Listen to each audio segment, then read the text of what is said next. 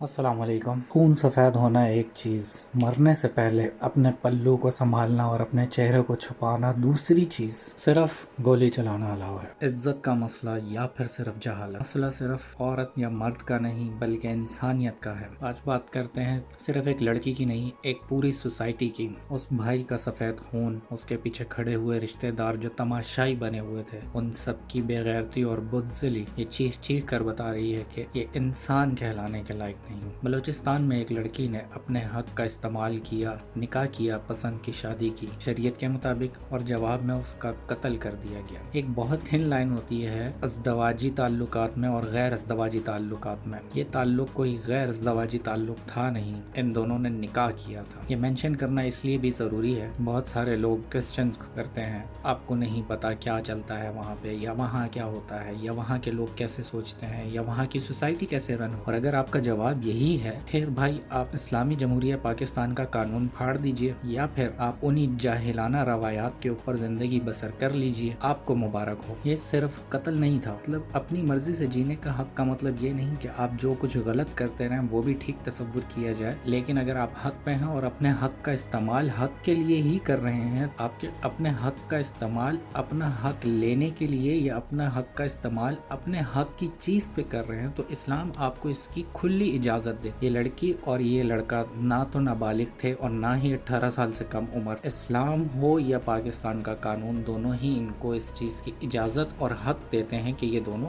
शादी कर सकें या निकाह कर सकें। ये पहली बार नहीं कि वडेरा सिस्टम के अंडर रहने वाले लोग इस तरह की कार्रवाइयों में मुलव्विस पाए गए हैं। ये ना तो सिर्फ औरत को गुलाम चाहते हैं, वहाँ के रहने वाले मर्दों को भी गुलाम ही देखना चाहते हैं। मर्दों और औरतों दोनों से ही सोचने का हक छीनना चाहते हैं, उनसे सवाल करने की हिम्मत छीन लेना चाहते हैं। और जब कोई तालीम याफ्ता इंसान इनके सामने अपना हक की आवाज़ बुलंद करता है तो ऐसे वाक़यात आपके सामने आते हैं। आज आपके सामने हर कोई बयानात देता फिर रहा है, लेकिन मेरा सवाल इन लोगों से ये है कि आज पाकिस्तान के इतने साल आज़ाद होने के बाद भी ये सिस्टम क्यों ना ख़त्म हो पाया? गवर्नमेंट्स ने क्या किया? जब हम दोनों यानी मर्द और औरत तालीम हासिल करते हैं तो हम सिस्टम से सवाल करते हैं, और ये वडेरा निज़ाम, ये करप्ट सरकार सवाल से डरती है। इसीलिए इन्होंने ये वडेरा सिस्टम आज तक पाकिस्तान के हर शहर, हर इलाके में पाल के रखा हुआ है, क्योंकि ये इनको सूट करता है। वोट हो या फिर इलेक्शन डेज, ये लोग सिर्फ टूल्स के तौर पे इस्तेमाल करते हैं, और जब ऐसे वाकयात होते हैं तो गले फाड़ फाड़ के झूठी तकरीर कर